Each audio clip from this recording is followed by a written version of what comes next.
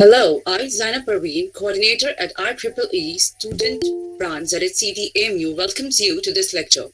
As you know, we are celebrating 75th anniversary of Indian independence with a campaign named Azadi Ka Amrit Mahotsav.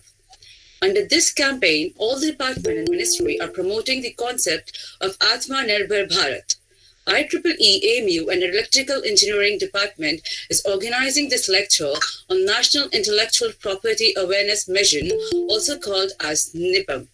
We have Assistant Controller of Patent and Design at Indian Patent Office, Muhammad Atiqullah Sir itself. Welcome, sir, to Aligarh Muslim University virtually.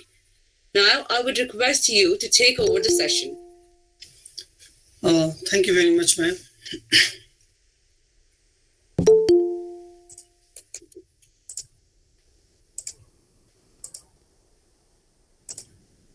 Let me tell you whether my slide is visible to all of you. Yes, sir. Yes, sir. Whether it is moving? Yes, sir. First slide, second slide. Yes, sir. Okay, thank you very much to all of you and good evening to all of you. जैसा कि आपको ma'am ने बतलाया कि today we are here for a purpose of a webinars like NIPAM, National Intellectual Property Awareness Missions. The Government of India in the previous years, they have launched a program, National Intellectual Property Awareness Missions. इस mission का मकसद ये है कि हम school और college और university के अंदर जाकर के बच्चों को, जो रिसर्च स्कॉलर्स हैं और जो स्टूडेंट्स हैं, उनको इंटेलेक्चुअल प्रॉपर्टी राइट्स के बारे में अवेयर कर रहे हैं कि इंटेलेक्चुअल प्रॉपर्टी राइट्स क्यों हमारे लिए ज़रूरी है. Why it is important, इसका आप अंदाजा इस बात से लगा सकते हैं कि this year the patent is one of the intellectual property rights. और this year 60,000 patent application has been filed in India. 60,000 patent applications India में filed हुए हैं इस साल. Out of that 60,000 patent applications, only 43% applications are being filed by our Indian citizens. सिर्फ 43% application हमारे Indian हैं, rest Indian citizen ने file किए हैं. Rest all the patent application are filed by the abroad. बाहर से file किए गए applications हैं. उन 43% application में only 10% application, सिर्फ 10% application ऐसे है जो research institute organisations like school, college and university से फाइल हुए हैं. तो अगर आप देखें तो डिफरेंट कंट्रीज जो डेवलप्ड कंट्री है उनके कंपेरिजन में अगर ये डेटा, ये फिगर देखेंगे तो बहुत कम है. लाइक जापान, जैसे आप अमेरिका की बात कर ले तो वहाँ के कंपेरिजन में डेटा जो है वो बहुत ही कम है, बहुत लेस है. तो हम लोग ये नहीं कह सकते कि हमारे अंदर अवेयरनेस की कमी किस लेवल की है. हमारे साइंटिस्ट ऐसा नहीं कि कॉम्पिटिंग नहीं है, कि कॉम्पीट नहीं कर रहे हैं. अगर आप वाइपो, वर्ल्ड इंटेलेक्चुअल प्रॉपर्टी ऑर्गेनाइजेशन के डेटा देखें तो उसमें इंडियन जो इन्वेंटर्स है वो आपको सेकंड पोजीशन के ऊपर में है. लेकिन इन्वेंटर्स हमारे सेकंड पोजीशन पे है, बट जहां तक as far as intellectual property का राइट का जो कंसर्न्स है वो हम किसी फिगर में फिट नहीं करते. तो ऐसा नहीं कि हमारे अंदर टैलेंट की कमी है और हम इसको प्रमोट नहीं कर सकते, हम कर सकते हैं, बट थोड़ा सा अवेयरनेस की कमी है कि हम पेटेंट कैसे फाइल कर सकते हैं या पेटेंट कैसे ले सकते हैं. उसके लिए हम लोग आज यहाँ पे हैं. दूसरी बात यह है कि बहुत सारे लोगों में आप पढ़े लिखे लोगों से बात करेंगे और फिर उनसे आप बात करने का मौका मिलेगा तो कहेंगे कि I have right a book and मेरे पास एक ड्राइंग है, एक पेंटिंग है और मुझे इसका पेटेंट कराना है, या मेरे पास कोई डिजाइन है, बेहतरीन डिजाइन मैंने इसका बनाया और मुझे इसका पेटेंट कराना है. It is not like that कि अगर आपके पास कोई ड्राइंग है, कोई पेंटिंग है या कोई प्रोग्रामिंग आपने लिखा है कंप्यूटर का, और आप ये सब इंटेलेक्चुअल प्रॉपर्टी हो सकती है, लेकिन इसका सही जगह कौन सा है ये हमें पता होना चाहिए. इसके लिए पेटेंट मिलेगा या नहीं मिलेगा उस पर हम लोगों को बात करनी है. तो ये सब अवेयरनेस की कमी से होता है. जैसे कि आप देखें कि इंटेलेक्चुअल प्रॉपर्टी राइट, इसमें प्रॉपर्टी का एक टर्म आया. तो अगर प्रॉपर्टी क्या है, अगर आप प्रॉपर्टी का डिक्शनरी मीनिंग देखेंगे तो प्रॉपर्टी का मीनिंग ये होता है कोई भी चीज जिसके ऊपर आपका मालिकाना हक है, आपने उसे खरीदा है या you have a legal right on them, that is called property. तो बेसिकली प्रॉपर्टी टू टाइप्स का होता है, हम सब जानते हैं. एक को हम बोलते हैं tangible property, another is said to be intangible property. Tangible property that you can touch, you can see, जिसको फील कर सकते हैं, महसूस कर सकते हैं, टैंजिबल प्रॉपर्टी है. और इनटैंजिबल प्रॉपर्टी जिसको आप टैंजिबल प्रॉपर्टी की तरह टच नहीं कर सकते, इसको फील कर नहीं उस तरह से जिस तरह से आप टच करके फील करते हैं, मेजर करते हैं, इनटेंजिबल प्रॉपर्टी को आप नहीं कर सकते। तो intangible property for the two kinds को होते हैं, एक मूवेबल और एक इमूवेबल। मूवेबल जो हिंदी में हम चल संपत्ति कहते हैं और अचल संपत्ति कहते हैं। चल संपत्ति इसको आप मूव करा सकते हैं, जैसे आपका बाइक है, कार है, इनको आप मूव कर सकते हैं। और इमूवेबल प्रॉपर्टी जिनको आप मूव नहीं कर सकते, लाइक आपका लैंड हुआ, बिल्डिंग हुआ, these are the tangible property. तो टेंजिबल प्रॉपर्टी के बारे में आज हम लोग डिस्कस नहीं करेंगे, बिकॉज ये जो प्रॉपर्टी है इसके बारे में हम ऑलरेडी बहुत ज्यादा अवेयर हैं। छोटे बच्चों से अगर बात करें, 5 इयर्स का बच्चा, 10 इयर्स का बच्चा, उनके हाथ में मोबाइल फोन है, आप उनसे कहो please give me this phone, वो बोलेंगे नहीं, it's my phone, I will not going to give you, मैं आपको फोन नहीं दूंगा। क्यों? क्योंकि उसको पता है कि मेरी संपत्ति, मेरी प्रॉपर्टी है। तो टेंजिबल प्रॉपर्टी के बारे में हम लोग बहुत ज्यादा पहले से अवेयर है। The purpose of this webinar is to discuss about the intangible property. Actually जो इंटेंजिबल प्रॉपर्टी है ये क्या होता है, ये कैसे अराइज होता है, इसके बारे में हम लोग आज यहाँ पे बात करेंगे। तो intangible property that is also known as intellectual property, जो इंटेंजिबल प्रॉपर्टी है उसी को हम लोग इंटेलेक्चुअल प्रॉपर्टी भी कहते हैं। Now the question is that कि हमें अगर टेंजिबल प्रॉपर्टी हासिल करनी है, वास्तविक संपत्ति जिसको हिंदी में कहते हैं, अगर हमें हासिल करनी है तो हम क्या कर सकते हैं? हम मेहनत करते हैं, पैसा अर्न करते हैं, फिर लैंड खरीदते हैं, मकान बनाते हैं। ये हमारा कैसे इसको हम हासिल कर सकते हैं, ये उसका प्रोसेस है। लेकिन अगर कोई आदमी इंटेलेक्चुअल प्रॉपर्टी हासिल करना चाहता है तो उसके लिए क्या क्राइटेरिया है, किस तरीके से हासिल कर सकता है? देखिए, अब जब इंसान कोई चीज सोचता है, अपने दिमाग में कोई तशव्वुर आते हैं, ख्यालात आते हैं, तो क्या करता है? सबसे पहले उसके ऊपर सोचेंगे, सोचने के बाद उसको आइडिया आएगा, और आइडिया को जब वो किसी फॉर्म में एक्सप्रेस कर देंगे तो उससे जो प्रॉपर्टी डेवलप होगी वह इंटेलेक्चुअल प्रॉपर्टी डेवलप होती है। जैसे किसी बच्चे को मन में आइडिया है, मुझे एक पोम लिखना है, कविता या एक नज्म लिखनी है, तो उन्होंने पहले सोचा और सोचने के बाद क्या किया, फिर उसको कॉपी कलम ली और फिर लिखना शुरू किया। और लिखने के बाद जो पोम तैयार होती है, जो भी आप 2 लाइन 4 लाइन जो भी लिखते हैं, वो जो प्रॉपर्टी है वो इंटेलेक्चुअल प्रॉपर्टी है। सो पता यह चला है कि इंटेलेक्चुअल प्रॉपर्टी इंसान के दिमाग की उपज है। जो इंसान अपने दिमाग में तशव्वुरात, जो ख्यालात आते हैं, जो सोचते हैं और उनको जब एक्सप्रेस कर देते हैं तो उससे जो प्रॉपर्टी क्रिएट होती है, that property is said to be intellectual property. इसीलिए हम आज आपके बीच में है, इंटेलेक्चुअल लोगों के बीच में, जो स्टूडेंट्स, जो फैकल्टी, जो टीचर होते हैं, वो मोस्ट इंटेलेक्चुअल पर्सन होते हैं और उनके दिमाग में तरह तरह के ख्यालात आते हैं और उनको एक्सप्रेस करने की कोशिश करते हैं और उससे वह प्रॉपर्टी क्रिएट कर सकते हैं और उसी प्रॉपर्टी को हम लोग इंटेलेक्चुअल प्रॉपर्टी कहते हैं। नाउ यहाँ पे एक सवाल है कि बहुत सारे लोग अक्सर ये कहते हैं कि हमारे मन में ये आइडिया है, हमने एक मशीन बना ली है या हमने एक इन्वर्टर डिजाइन कर लिया, मेरे पास ख्याल है। उनके जब प्रोफेसर से पूछते हैं कि अच्छा बतलाओ, कहाँ है तुम्हारा मशीन, कहाँ है तुम्हारा इन्वर्टर, कहाँ है तुम्हारा ऑपरेटर्स, तो बोलते हैं मैंने सोचा है, मेरे पास आइडिया है, मैं ऐसे कर सकता हूँ, मेरे पास एक बहुत बेहतरीन आइडिया, मैं कैसे किताब लिख सकता हूँ, ऐसे लोग बात करते हैं। तो सवाल यह है कि क्या वो आइडिया जिनको उनके पास है, तो क्या वो आइडिया इंटेलेक्चुअल प्रॉपर्टी हो सकता है? तो उसका जवाब है नहीं, वो इंटेलेक्चुअल प्रॉपर्टी नहीं होगा। जब आप कोई चीज सोचते हैं तो सिर्फ तशव्वुरात आपके दिमाग में, ख्यालात आपके हैं कि हम ऐसे करेंगे, आइडिया बहुत है आपके पास, लेकिन जब तक आप उसको एक्सप्रेस नहीं करते तो इंटेलेक्चुअल प्रॉपर्टी में कन्वर्ट नहीं करेगा। तो पता ये चला कि इंटेलेक्चुअल प्रॉपर्टी कन्वर्ट करने के लिए आइडिया का एक्सप्रेशन जरूरी है। सिर्फ आइडिया इंटेलेक्चुअल प्रॉपर्टी नहीं है, उसका कोई राइट नहीं है, लेकिन जब आप उनको एक्सप्रेस कर देते हैं तो वह एक इंटेलेक्चुअल प्रॉपर्टी क्रिएट हो जाता है। Now the question is that कि अभी हमने आपसे बतलाया कि बहुत सारे लोग कहते हैं कि मैंने एक डिजाइन किया, उसका मुझे पेटेंट कराना है, ये मैंने किताब लिखी है, एक आइडियल बुक है, उसका मुझे पेटेंट कराना है, या मैंने एक ड्राइंग की है, एक पेंटिंग की है, या मैंने एक कंप्यूटर प्रोग्रामिंग किया, उसका मुझे पेटेंट कराना है। तो ये हमारे समाज में अवेयरनेस की कमी से लोग ऐसी बात करते हैं। तो आज हम ये भी देखेंगे कि अगर हमारे पास कोई इंटेलेक्चुअल प्रॉपर्टी क्रिएट किया है तो किस काइंड्स में जाएगा, कौन सी प्रॉपर्टी कहलाएगी। नाउ यहाँ पे देखिए आप कि जो आप इसको कह सकते हैं काइंड्स ऑफ इंटेलेक्चुअल प्रॉपर्टी। एक हम बोलते हैं पेटेंट, दूसरा डिजाइन, तीसरा ट्रेडमार्क, चौथा ज्योग्राफिकल इंडिकेशन, आप इसको हिंदी में भौगोलिक संकेत भी कहते हैं, copyright and semiconductor. These are the kinds of intellectual property. Sometimes it is also called trade secrets. ये सारे के सारे जो चीजें हैं, ये सब क्या है? इंटेलेक्चुअल प्रॉपर्टी है, बौद्धिक संपदा है।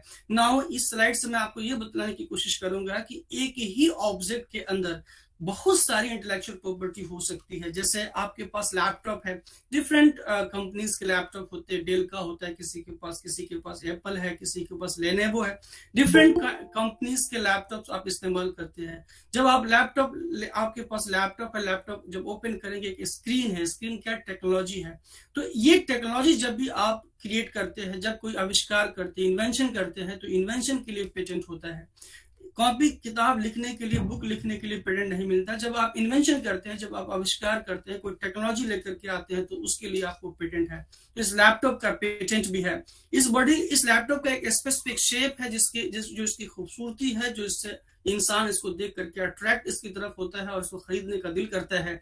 तो ये इसका डिजाइन है, ये भी इंसान ने अपने दिमाग से सोच के, ये भी इंसान के तस्वुरात है, आपने सोचा होगा और सोच के इसको इस शेप में बनाया होगा। ये डिजाइन है। आप देख सकते हैं कि इस एप्पल के लैपटॉप जहां पे मैं सर्कल कर रहा हूं, उसको आप गौर से देखिए, ये एक ट्रेडमार्क है, ये इसकी पहचान है। बच्चों, कभी भी आप इस साइन, ये जो साइन है, आप डेल के लैपटॉप पे नहीं देखेंगे, एचपी के लैपटॉप पे नहीं देखेंगे। इसको कहते हैं ट्रेडमार्क। ये भी किसी इंसान ने सोच करके बनाया होगा, ये भी उसके तस्वुरात है, इसको ट्रेडमार्क कहते हैं। नाउ जब कभी कोई मशीन बनाते हैं, कोई ऑपरेटर्स बनाते हैं या घर में खरीद के लाते हैं, तो क्या होता है कि उसके लिए एक यूजर मैनुअल लिखी होती है। उसमें यह बताया होता है कि how you are going to run this machine, step 1 क्या होगा, स्टेप 2 क्या होगा, स्टेप 3 क्या होगा। इसको कैसे, कोई हम तो नहीं लिख सकते। अगर आपने मशीन बनाई है, आपको ही आइडिया है how you are going to handle this machine, तो इसको आप सोचेंगे, उसके बाद क्या करेंगे, अपने दिमाग में पहले ख्याल आएगा, आपके बाद फिर उसको सोचेंगे, सोचने के बाद उसके आइडिया आएंगे, आइडिया के बाद उसको आप लिखने की कोशिश करेंगे कि हाउ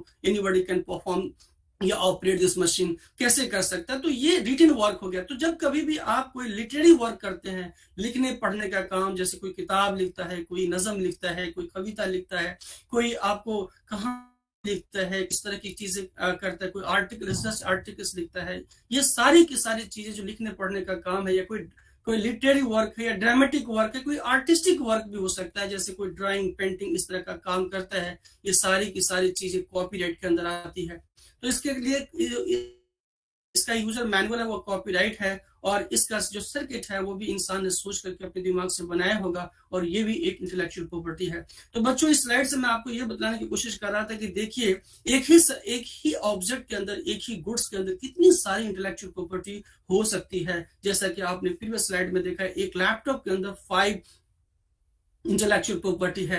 नाउ अब देखिए, अगर हमारे पास कोई इंटेलेक्चुअल प्रॉपर्टी है, तो हम उस इंटेलेक्चुअल प्रॉपर्टी को क्या करें। जिस तरह से आप, एक मकान है, एक लैंड है, जब आप खरीदते हैं तो सबसे पहले रजिस्ट्रेशन कराते हैं, उसकी रजिस्ट्री करते हैं। क्यों? So that you can prove your ownership, आप अपनी ऑनरशिप साबित कर सके। उसी तरीके से बच्चों, अगर आपके पास कोई इंटेलेक्चुअल प्रॉपर्टी है, तो उसका प्रोटेक्शन बहुत जरूरी है। And why the protection is important, एक बात मैं आपको बता रहा हूं कि सपोज कीजिए, आजादी के अमृत महोत्सव के ऊपर आपने एक आर्टिकल्स लिखी और आपके टीचर ने एक असाइनमेंट दिया, या कोई भी आप अपना रिसर्च वर्क कर रहे हैं, या प्रोजेक्ट इंजीनियरिंग का कोई प्रोजेक्ट वर्क कर रहे हैं, और आपने बेहतरीन प्रोजेक्ट तैयार किया है, बहुत मेहनत से प्रोजेक्ट का लेआउट तैयार किया है, और लेआउट तैयार करने के बाद आपको कल असाइनमेंट सबमिट करना था। रात दिन आपने जबकि मेहनत की और इंटरनेट सर्फ किया, उसके बाद आर्टिकल्स लिखे और उसको अपने तरीके से अरेंज किया। उसके बाद आप उसको सबमिट करने वाले, इससे पहले कि आपके प्रोफेसर्स को, आपसे पहले किसी और बच्चे ने कॉपी करके आपके कंटेंट को दे दिया। देखिए, उनके लिए बहुत तारीफें पढ़ी गई, टीचर को ये असाइनमेंट इतना पसंद आया कि पूरी महफिल में बुला करके उनको प्रेस किया गया, प्रशंसा की गई उनकी। तो देखिए, आपने लिखा था, कितनी तकलीफ महसूस होगी आपको कि ये राइट आपका, आपने मेहनत की, ये आपकी प्रॉपर्टी थी। बस इसको यही समझना है कि जिस तरह से लैंड एक प्रॉपर्टी है, ये जो हमने जो प्रोजेक्ट लेआउट तैयार किया था, जो हमने मेहनत करके लिखी थी अपने सेमेस्टर का प्रोजेक्ट, वो हमारी प्रॉपर्टी थी, और ये हमारा कॉपीराइट हो सकता था, बट हमने उसको कराया नहीं, या हमने अपने इसको लूज कर दिया, और किसी और को हमारे काम के लिए प्रशंसा हो रही, किसी और की तारीफ हो रही। या किसी भी इंसान को, जो शऊर इंसान है, जो अक्लमंद इंसान है, उसको किसी को ये गवारा नहीं है कि उसके साथ ऐसा हादसा हो। तो इसके लिए हमें प्रोटेक्शन करना बहुत जरूरी है, अगर हमारे पास इस तरह का कोई भी इंटेलेक्चुअल प्रॉपर्टी राइट्स है तो। Now the question is that कि सर, आप जो कह रहे हैं इंटेलेक्चुअल प्रॉपर्टी है, तो क्या हमारे पास एक प्रॉपर्टी है, हमारे पास घर पे एक मकान है, तो उससे क्या बेनिफिट है? मुझे तो ये समझ में आता है क्या बेनिफिट है। जैसे अगर किसी के पास मकान खरीदी है, तो उस मकान में खुद ही रह सकता है, उस मकान को किराए पे लगा सकता है, उससे पैसा अर्न कर सकता है, या उस मकान को बेच भी सकता है। तो ये सारे फायदा आपको महसूस हो रहे हैं एक वास्तविक संपत्ति से, टेंजिबल जो हकीकी जो प्रॉपर्टी उससे महसूस हो रहा है। लेकिन हम ये जो इंटेलेक्चुअल प्रॉपर्टी जो आप कह रहे हैं, कॉपीराइट, पेटेंट, डिजाइन, इससे हम क्या कर सकते हैं? तो बच्चों ठीक वो सारे काम आप जो टेंजिबल प्रॉपर्टी से आप कर रहे हैं वो सारे के सारे काम आप इंटेलेक्चुअल प्रॉपर्टी से भी कर सकते हैं। सपोज कीजिए अगर किसी बच्चे ने अगर कोई पेंटिंग की है तो वो पेंटिंग क्या, उसकी इंटेलेक्चुअल प्रॉपर्टी, उस पेंटिंग को अपने घर में लगा सकते हैं या उसको क्या कर सकता है, एग्जीबिशन लगा करके उसको बेच सकता है, उससे पैसा अर्न कर सकता है। और मोस्ट इंपॉर्टेंट पॉइंट ये है कि अगर आपकी प्रॉपर्टी रजिस्टर्ड है, सपोज आपके मकान है, आपकी जमीन है, आपकी रजिस्ट्री है, तो बिना आपकी इजाजत के nobody is going to touch that property, कोई छू नहीं सकता, कोई इसको इस्तेमाल नहीं कर सकता, और आपका चीज है तो आप ही इस्तेमाल करेंगे। उसी तरीके से अगर आपका इंटेलेक्चुअल प्रॉपर्टी रजिस्टर्ड है और आपका इंटेलेक्चुअल प्रॉपर्टी है तो ये आपकी प्रॉपर्टी है, nobody is going to touch without your permission, कोई छू भी नहीं सकता बिना आपके परमिशन के। तो ये सारे के सारे काम मैंने आपको बताया कि अगर जो काम आप tangible property से कर सकते हैं, all the work can also be intangible property like that. Now अगर हो सकता है कि आपके इलाके में जिसके पास 100 एकर्स लैंड हो, 10 BMW कार हो, तो लोग कहते हैं कि बहुत पैसे वाला है और उसकी समाज में बहुत ज्यादा जो है लोग उसको तारीफ करते हैं कि हाँ फला आदमी, फला बाबू है, इनके पास 100 एकर्स लैंड है, ये उनकी प्रॉपर्टी है और उनके लिए प्राइड है, फख्र की बात है। लेकिन आप अपने प्रोफेसर्स, अपने टीचर्स को कभी ये नहीं कहते सुना होगा क्लास के रूम के अंदर कि मेरे पास 100 एकड़ जमीन है या मेरे पास 10 BMW कार है। कभी वो लोग इस तरह की बातें क्लासरूम के अंदर नहीं करते जब वो आपके कॉलेज में, यूनिवर्सिटी में होते हैं। Generally what they are talking, वो किस तरह की बातें आपसे करते हैं, वो अक्सर ये इस तरह की बातें करते हैं। जब मैं पढ़ता था या जब मैं PhD कर रहा था, मेरे पास 10 रिसर्च पेपर्स है, मैंने 10 किताबें लिखी है, मेरे पास 20 पेटेंट है, और ऐसा कहने में वो फख्र महसूस कर रहे होते हैं। तो पता ये चला है कि इंटेलेक्चुअल प्रॉपर्टीज अगर आपके पास है तो उससे भी आप फख्र महसूस कर सकते हैं, यह आपके लिए फख्र की बात है, यह आपके लिए प्राइड का मैटर्स है।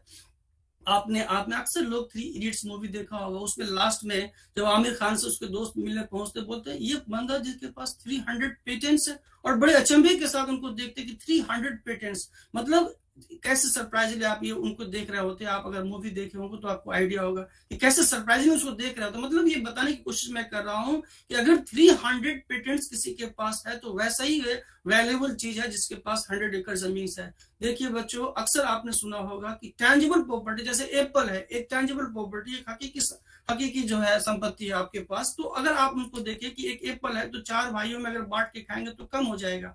तो लेकिन अगर किसी ने एक म्यूजिक कंपोज की है या किसी ने म्यूजिक कंपोज की है और एक साथ पूरे वर्ल्ड के लोग भी इस म्यूजिक को सुने, तो ये नहीं कह सकता कि हम फला आदमी के सुनने से हमको थोड़ा कम सुनाई दिया म्यूजिक, चूंकि हमारा प्रॉपर्टी बढ़ गया। ऐसा नहीं। आपके पास एक किताब है, अगर आपके पास लैंड है और लैंड कोई आदमी कहता है कि एक दिन के लिए मुझे लैंड दे दीजिए, थोड़ा मुझे उस पर काम करना, आपको तकलीफ महसूस होती है। लेकिन अगर आपने एक किताब लिखी है, बुक लिखी है, 1000 लोग पढ़ते हैं, आपको खुशी महसूस होती है।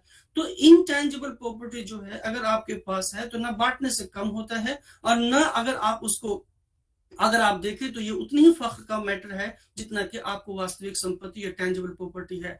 तो अगर किसी के पास भी इंटेलेक्चुअल प्रॉपर्टी है तो उसके लिए प्राइड है। नाउ हम 1 बाय 1 आपको थोड़ा सा इंटेलेक्चुअल प्रॉपर्टी के बारे में बतलाएंगे। एक पेटेंट होता है। पेटेंट क्या होता है? अक्सर लोगों को कंफ्यूजन है कि हम ड्राइंग करेंगे या हम पेंटिंग करेंगे या हम कोई डिजाइनिंग करेंगे किसी चीज पे तो हम उसका पेटेंट करा सकते हैं। ध्यान से सुनिए, पेटेंट जो वर्ड है वह लोग भी इस्तेमाल करते हैं जो पेटेंट के बारे में कुछ नहीं जानते। अक्सर आप गांव मोहल्ले में, टोले में अक्सर आम लोगों से ये बात कहते सुनेंगे कि ये उसका पेटेंट आदमी है। मतलब जब इस तरह की बातें कर रहा होता है तो क्या बताने की कोशिश कर रहा होता है? ये उसका पेटेंट आदमी है। मतलब वो उसको बताने की कोशिश कर रहा होता है कि ये उसका मोनोपोली राइट है, जो कहेगा वही सुनेगा, हमारी बात नहीं सुनेगा। हकीकत में पेटेंट का भी मीनिंग यही होता है।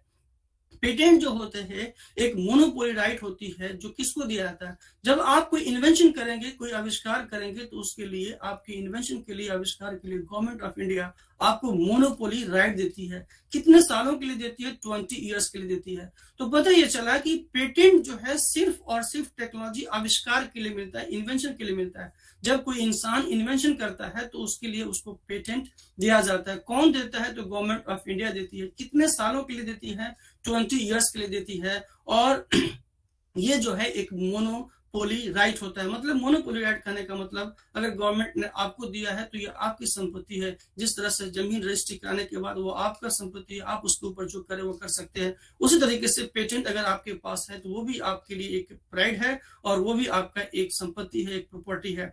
नाउ अब मैं आपको बतलाऊंगा कुछ इंपॉर्टेंट पॉइंट्स जो कि कंसीडर करना है। ये पेटेंट जो होते हैं एक्सक्लूसिव राइट होते हैं जो गवर्नमेंट ऑफ इंडिया आपको देती है। जिस इंसान को पेटेंट मिलता है उसको पेटेंटी कहती है, और जिस मशीन के लिए, जिस ऑपरेटर्स के लिए, जिसके लिए आपको पेटेंट मिलता है उसको पेटेंटेड प्रोडक्ट कहते हैं। तो जिस इंसान को पेटेंट मिलता है तो उसको पेटेंटी कहते हैं। लेकिन पेटेंट मिलने से पहले अगर आपने पेटेंट एप्लीकेशन दाखिल कर रखा है तो आपको पेटेंटी नहीं कहा जाएगा, आपको एप्लीकेंट कहा जाएगा। और जब आपको पेटेंट मिल जाता है तो आपका नाम एप्लीकेंट से हटके पेटेंटी कहलाता है। तो जिसके पास भी पेटेंट है आप उसको पेटेंटी कह सकते हैं, और जिस प्रोडक्ट के लिए पेटेंट मिलता है उसको पेटेंटेड प्रोडक्ट कहते हैं। ये 20 इयर्स के लिए मिलता है, मैंने आपको पहले बतला दिया। और ये किस चीज, अगर आपके पास पेटेंट है तो उसको कॉमर्शियलाइज कर सकते हैं। और किस चीज के लिए गवर्नमेंट ऑफ इंडिया देती है, जो आपने इन्वेंशन किया है और इन्वेंशन को जो गवर्नमेंट के सामने डिस्क्लोज किया है उसके लिए आपको ये मोनोपोली राइट दिया जाता है। एक बात यहाँ पे समझने की जरूरत है कि ये टेरिटोरियल राइट होता है। टेरिटोरियल राइट कहने का मतलब ये हुआ कि अगर आपको इंडिया में पेटेंट मिला है तो ये पेटेंट आपका इंडिया में ही वैलिड है, इंडिया के जुरिडिक्शंस में आपको मोनोपोली राइट है। अगर किसी इंसान के पास इंडिया में पेटेंट मिला है, पेटेंट ग्रांट हुआ है, और वह जाकर के यूएस के अंदर कहता है कि look I have a patent in India so I have also monopoly right in your country, it is not like that. क्योंकि सपोज कीजिए मेरे पास एक फ्लैट है तो मैं उस फ्लैट को आपको रजिस्टर कर सकता हूं, आपको राइट दे सकता हूं। लेकिन मेरे पास कोई फ्लैट ही नहीं है, मेरे पास कोई संपत्ति नहीं, तो मैं कहां से आपको राइट दे सकता हूं। उसी तरीके से बच्चों जो पेटेंट होता है मोनोपोली राइट सरकार देती है, और इंडियन गवर्नमेंट का यूएस के ऊपर में कोई अधिकार नहीं है, कोई हक नहीं है, इसलिए वो आपको वहां का कोई राइट नहीं दे सकता। आपको इंडियन गवर्नमेंट आपको इंडिया के जुडिक्शंस में ही राइट देती है। तो अगर आपके पास इंडिया में पेटेंट है तो कश्मीर से लेकर के कन्याकुमारी तक आप कहीं भी उसको इस्तेमाल कर सकते हैं, वो आपका राइट है, मोनोपोली राइट है। कहीं भी उसको बिजनेस कर सकते हैं, फ्लोरिश कर सकते हैं उससे। लेकिन एक और बात है, आपको लगता है कि आपका इन्वेंशन दूसरे कंट्री में भी यूजफुल हो सकता है, हम वहां भी पैसा अर्न कर सकते हैं, तो आप उस कंट्री में जाकर के अपने एप्लीकेशन को आप दाखिल कीजिए और वहां पेटेंट ले सकते हैं। ऐसा हमारा एग्रीमेंट है कि हम अगर हम यूएस के सिटीजन को इंडिया में पेटेंट देंगे तो यूएस गवर्नमेंट को भी इंडियन सिटीजन को पेटेंट देना पड़ेगा, यानी वहां के लोग को हम देंगे और हमारे लोगों को, हमारे सिटीजन को वो पेटेंट देंगे। सो देयरफॉर ये there is no universal patent, कोई यूनिवर्सल पेटेंट जैसा कोई चीज नहीं होता है। जिस कंट्री में आप पेटेंट लेंगे वहीं पे आपका ये वैलिड है। तो ये बात हमेशा याद रखिएगा, पेटेंट टेरिटोरियल राइट होता है, जहां जहां आपको पेटेंट चाहिए वहां जाकर के आपको पेटेंट लेना पड़ेगा। Now the question is that कि सर आपने बतलाया था, एक बात मैं आपको बतला दूं, और आपके मन में, जहन में ये सवाल हमेशा होते होंगे कि पेटेंट दिया क्यों जाता है जब मोनोपोली किसी को, आप एक को राइट दे रहे हैं, बाकी लोगों को राइट नहीं दे रहे, बाकी लोगों को वो काम करने से रोक रहे हैं। ऐसा बिल्कुल भी नहीं है। पेटेंट देने का मकसद सिर्फ दो है। जिस तरीके से मैं आपको इसको आसान लैंग्वेज में, बहुत सारी फिलॉसफी हो सकती है, बहुत सारे बात हो सकते हैं, इसके ऊपर डिस्कशन किया सकता है इस टॉपिक के ऊपर, लेकिन उसके जो फिलॉसफी है, छोटी सी फिलॉसफी ये है, जिस तरीके से आप अपने क्लास में या यूनिवर्सिटी में टॉप करते हैं तो आपको गोल्ड मेडल दिया जाता है। गोल्ड मेडल देने का मकसद सिर्फ इतना है, दो मकसद है। एक मकसद तो ये है कि जो आपने मेहनत किया है, जो आपने लगन से पढ़ाई की है, उसके लिए आपको रिवार्ड दिया जाए। और दूसरा मकसद ये भी होता है कि जो फेलो स्टूडेंट्स हैं, जो आपके साथ पढ़ रहे हैं या जो आने वाले जो स्टूडेंट्स हैं, उनको मोटिवेट किया जा सके कि अगर आप भी इस तरह का काम करेंगे तो आप भी गोल्ड मेडलिस्ट हो सकते हैं। ठीक बच्चों, उसी तरीके से गवर्नमेंट ऑफ इंडिया चाहती है कि जो इन्वेंट किया है, जितने मेहनत मुशक्कत से इन्वेंशन की है, उसको पेटेंट दिया जाए। चूंकि उसका मोनोपोली राइट उसको इसलिए दिया जाए, उसको मनोबल बढ़ाया जाए, उसके काम के उसको अवार्ड और सम्मान हो।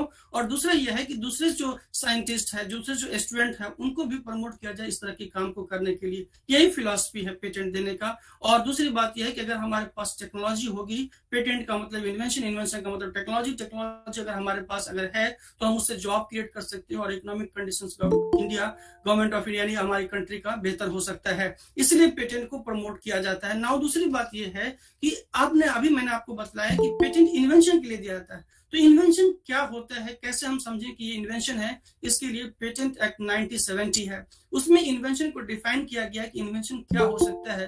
तो जो कोई भी काम करते हैं, इन्वेंशन, अगर आपने कोई प्रोजेक्ट पे काम किया है, कोई मशीन बनाई है, कोई एपरेटस बनाया है, तो वो इन्वेंशन है कि नहीं, उसको समझने के लिए 3 कंडीशंस को, आपके इन्वेंशन को 3 लिटमस टेस्ट पास करना पड़ेगा। अगर वो पास कर जाता है तो आपका जो इन्वेंशन है वो पेटेंट के लायक है। एक होता है नोवेल, मतलब न्यू, जो आपने मशीन बनाई है या जो आपने एपरेटस बनाया, डिवाइस बनाई, जो मॉलिक्यूल बनाई, वो बिल्कुल नया होना चाहिए। नया कहने का मतलब ये है कि जिस प्रोजेक्ट पे आप काम कर रहे थे, जो चीज आपने बनाई है वो आपकी जानकारी में ऐसा प्रोजेक्ट, इस तरह का मशीन, इस तरह का एपरेटस कहीं नहीं है, तो वो नया होता है। अब सवाल ये होता है कि सर हमको कैसे पता है कि हमने जो बनाया है वो नया है कि नहीं है? तो हम जब भी कोई प्रोजेक्ट पे काम करते हैं तो उस तरह का लिटरेचर सर्वे करते हैं कि और भी कहाँ काम हुआ इस तरह का, उसको देखिए, और देखने के बाद अगर आपका प्रोडक्ट डिफरेंट है या आपने जो मशीन बनाई, जो एपरेटस बनाया वो डिफरेंट है, तो आप खुद मान लीजिए कि हमारा इन्वेंशन जो है वो नया है। और भी बहुत सारे साइट से आप सर्च करके चेक कर सकते हैं कि नया है या नहीं है। प्राइमरी फेस अगर आपको लगता है कि हमारा इन्वेंशन न्यू है तो आप फर्स्ट स्टेप खुद मान सकते हैं। Let the government of India will decide कि whether the invention is new और नॉट। उनके पास और भी पैरामीटर है चेक करने के, वो डिसाइड करते हैं। दूसरी बात यह है कि फर्स्ट अगर आपका नोवेल है, फिर दूसरी चीज चेक होती है कि ये इन्वेंटिव है कि नहीं। इन्वेंटिव एक टेक्निकल टर्म है, इसको मैं अगर आप समझाना चाहूँ आसान लैंग्वेज में तो ऐसा समझा सकता हूँ कि इन्वेंटिव का मीनिंग ये होता है कि जो आपने मशीन या जो एपरेटस बनाया, जो एग्जिस्टिंग मशीन और एपरेटस थी, उसमें क्या आपने ऐसा फीचर एड ऑन किया, जो क्या ऐसा एडवांटेज उसमें डाला कि ये इकोनॉमिक सिग्निफिकेंस दे रहा है, यानी पहले की जो टेक्नोलॉजी से उससे क्या बेहतरी आई आपके टेक्नोलॉजी में। इसको साबित करना पड़ता है, उसको बताना पड़ता है कि पहले हमारा ये मशीन था या ये एपरेटस थी और उसमें हमने ये फीचर डाले हैं तो ये एडवांसमेंट आया है टेक्नोलॉजी के अंदर में। और तीसरी बात ये होती है कि जो आपने मशीन बनाई है, जो एपरेटस बनाया है, इसका आम इंसान को क्या फायदा है, यानी इसका इंडस्ट्रियल एप्लीकेशन क्या है। और ये आपके लिए भी बड़ा इंपॉर्टेंट पॉइंट है कि अगर आपके इन्वेंशन में बेहतरी है तो उसका जो टेक्नोलॉजी ट्रांसफर है, या आप चाहे तो कोई भी कंपनी आपके इस इन्वेंशन को खरीद सकता है और आप उससे बेनिफिटेड हो सकते हैं। तो प्रोडक्ट अगर आपका अच्छा है तो कोई भी इसलिए उसको बाय कर लेगा और उससे आप बहुत सारे पैसा आप अर्न कर सकते हैं। तो इंडस्ट्रियल एप्लीकेशन मतलब जो आप मशीन या एपरेटस बना रहे हैं उसका इस्तेमाल क्या हो सकता है, ये तीनों चीजें अगर आपके इन्वेंशन में है तो वह पेटेंट देने के लायक है और उसको पेटेंट दिया जा सकता है। नाउ नेक्स्ट पॉइंट ये है कि अगर आपको पेटेंट लेना है तो कुछ फॉर्मेलिटीज वगैरह पूरे करने पड़ते हैं, कुछ फॉर्म भरने पड़ते हैं, जैसे फॉर्म 1 होते हैं, फॉर्म 2 होते हैं।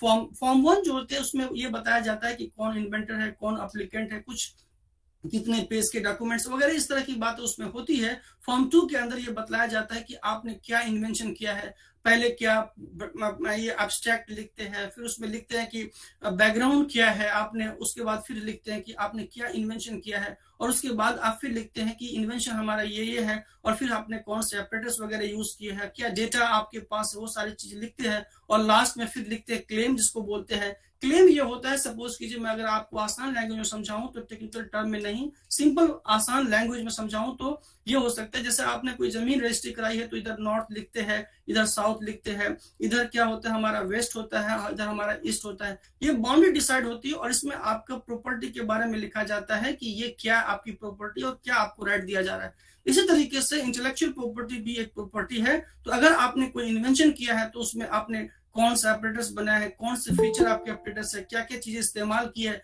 क्या आपने इस्तेमाल करके बनाया है, ये क्या इसका एप्लीकेशन है, ये सारी चीजें इसमें लिखी जाती है। और गवर्नमेंट से आप प्रे करते हैं कि ये मुझे राइट दी जाए। क्योंकि मैंने ये इन्वेंशन किया है तो ये सारी चीजें फॉर्म 2 में आपको बतानी पड़ती है।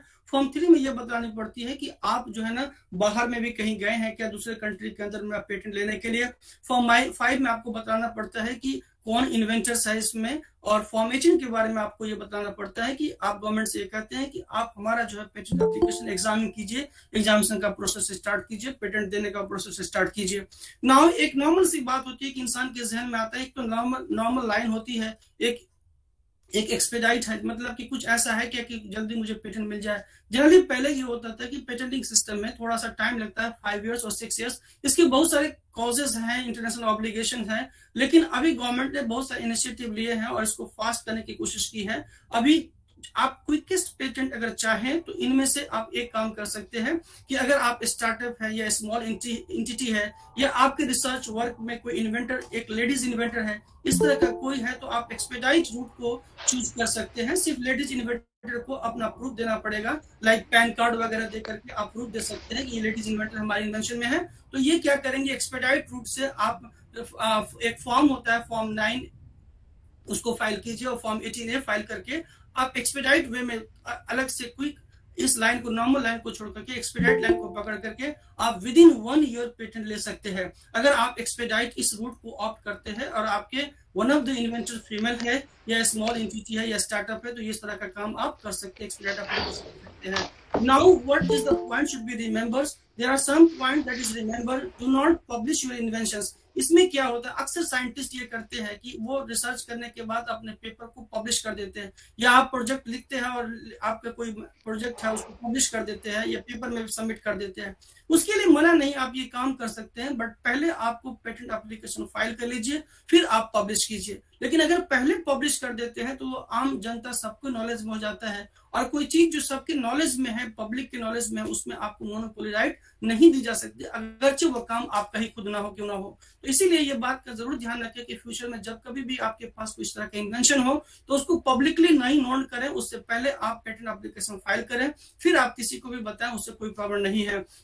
नेक्स्ट पॉइंट क्या है कि जब कभी आप कोई रिसर्च वर्क करते हैं तो आपको पता होता है कि आपका रिसर्च वर्क 90% मान लीजिए कंप्लीट हो गया है, या आप जो मशीन या एपरेटस बना रहे हैं या किसी भी प्रोजेक्ट पे आप काम करें 90% कंप्लीट हो चुका है, 10% वर्क बचा है, या 85% कंप्लीट हो चुका है, 15% बचा है, तो आप पूरे रिसर्च वर्क के कंप्लीट होने का वेट ना करें। आप जो है ना, चूंकि पेटेंटिंग सिस्टम जो होता है फर्स्ट कम फर्स्ट वाली बात होती है, जो पहले आके डिस्क्लोज करेगा उसी का माना जाएगा। तो इस तरीके से अगर सेम आदमी अगल बगल की लैब से सेम वर्क प्रोजेक्ट पे काम कर रहा है, जिसने पहले डिस्क्लोज कर दिया उसको पहले पेटेंट मिल जाता है। तो इस तरीके से आप केयर रखिए कि अगर आपका 90% या 85% भी एप्लीकेशंस आपका प्रोजेक्ट वर्क सक्सेसफुल हो चुका है और आपको ये इम्कान है, ये उम्मीद है कि हम जो 10% है या जो 15% है विद इन 1 ईयर कंप्लीट कर लेंगे, तो आप जाकर के पेटेंट एप्लीकेशन फाइल कर सकते हैं। इसको प्रोविजनल फाइलिंग कहते हैं। दुनिया में कोई कितना भी सगा ना हो, डोंट शेयर योर इन्वेंशन। अगर किसी आप इंपॉर्टेंट प्रोजेक्ट पे काम कर रहे हैं तो आप अपने आइडिया को किसी से शेयर नहीं करना चाहिए, अनलेस और अनटिल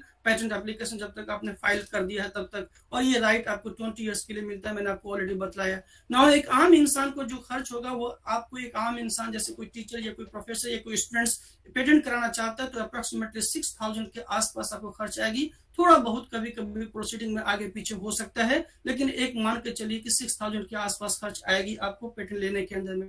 देखिए, अगर आप, अक्सर ये हम लोग सोचते हैं अपनी जिंदगी में कि जब हम कोई रॉकेट बनाएंगे तभी एक इन्वेंशन होगा, कोई बड़े काम करेंगे, कोई बड़ी मशीन बनाएंगे तो भी एक इन्वेंशन होता है। It is not like that. छोटे छोटे काम, छोटे छोटे टेक्नोलॉजी भी इन्वेंशन हो सकता है और उसके पेटेंट ले सकते हैं। देखिए, अगर आपके पास, अगर आपने कोई एक इन्वेंशन कर दी, अगर आप वो इन्वेंशन सक्सेसफुल रहा तो वो न सिर्फ आपका बल्कि पूरी इंसानियत का भला हो सकता है। जैसे थॉमस अल्वा एडिसन, ना हमारे कोई रिश्तेदार है ना आपके कोई रिश्तेदार है, लेकिन हम लोग यहाँ पे इनका डिस्कशन इसलिए कर रहे हैं कि इन्होंने एक आविष्कार किया, एक इन्वेंशन किया और पूरी इंसानियत को उसका फायदा हुआ। और उनका जो इन्वेंशन था इलेक्ट्रिक बल्ब, उसको यूएस में पेटेंट मिला था। हम सब इनके बारे में जानते हैं ना। ऐसा नहीं कि हमारे कंट्री में इन्वेंशन नहीं, आविष्कार नहीं हुए, हमारे कंट्री में भी बहुत सारे इन्वेंशन, बहुत सारे आविष्कार हुए हैं। इस स्लाइड से हम आपको ये बताना चाहते हैं कि देखिए, अक्सर हम ये सोचते हैं कि हम एक रॉकेट बना लेंगे, एक बेहतरीन इन्वर्टर या बेहतरीन हम कोई भी मशीन बना लेंगे, एपरेटस बना लेंगे, तभी जाकर के वो इन्वेंशन हो सकता है। ऐसा कुछ भी नहीं है। इन्वेंशन छोटे छोटे काम के लिए भी हो सकता है। जैसे आप समझते हैं, गांव में अक्सर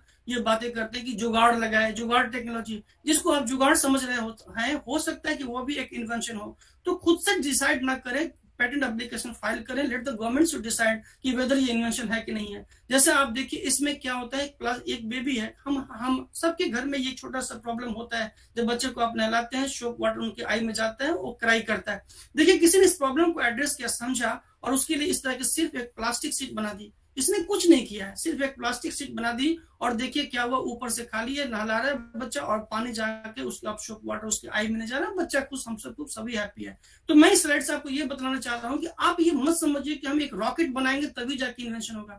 छोटे छोटे, आप जहां रह रहे हैं, आप अपने यूनिवर्सिटी में, अपने कॉलेज में, आप अपने गांव में, आसपास के इलाके में देखिए कि कोई प्रॉब्लम है क्या। आप तो इंजीनियर्स हैं, आप इसको अच्छे से एड्रेस कर सकते हैं। कोई प्रॉब्लम है तो कैसे हम इसको टेक्नोलॉजी के जरिए इसको दूर कर सकते हैं। अगर इस तरह का कोई भी काम आप करते हैं तो हो सकता है कि वो इन्वेंशन हो, और उसके लिए हम पेटेंट करा सकते हैं। रॉकेट साइंस बनाना ही इन्वेंशन नहीं होता है, बहुत सारे छोटे छोटे काम भी इन्वेंशन हो सकते हैं। नाउ यहाँ पे देखिए, आप पेटेंटिंग सिस्टम में पेटेंट फाइल करने के लिए पूरे ऑल ओवर इंडिया को जुडिक्शन बांटा गया है। आप यूपी के अंदर आपका इंस्टीट्यूशन है, यहाँ पे आपको न्यू दिल्ली आपके लिए जो है, आपके पास अगर कोई पेटेंट एप्लीकेशन है तो न्यू दिल्ली पेटेंट ऑफिस में आप अपना एप्लीकेशन फाइल कर सकते हैं। Now the next important IP intellectual property is copyright. ये कॉपीराइट क्या होता है, ये भी एक इंपॉर्टेंट मसला है, इसको भी समझना चाहिए। एक्सक्लूसिव राइट है given to the creators for original work of authorship. जैसे मान लीजिए कि किस चीजों में कॉपीराइट मिलता है, कौन सा काम करेंगे, किस तरह की काम। जैसे आपको समझ में आया है कि अगर हम कोई आविष्कार करते हैं, कोई टेक्नोलॉजी लेकर के आते हैं तो हमको पेटेंट मिल सकता है। उसी तरीके से हम क्या ऐसा काम करेंगे कि हम कॉपीराइट करा सकते हैं। तो इस स्लाइड के ऊपर जितनी चीजें लिखी गई है, कोई लिटरेरी वर्क यानी कोई लिखने पढ़ने का काम करता है, या कोई आर्टिस्टिक वर्क करता है, कोई ड्राइंग, कोई पेंटिंग, इस तरह का काम करता है, कोई ड्रामेटिक वर्क करता है, कोई म्यूजिकल वर्क करता है, कोई साउंड रिकॉर्डिंग करता है। आजकल छोटे छोटे बच्चे साउंड रिकॉर्ड करते हैं, बहुत सारे छोटे छोटे बच्चे वो कुछ वीडियो बना करके, चाहे वो पढ़ने लिखने का वीडियो हो, चाहे वो मौसीकी का हो, किसी भी चीज का हो, क्या करते हैं वो बना करके यूट्यूब पे डालते हैं।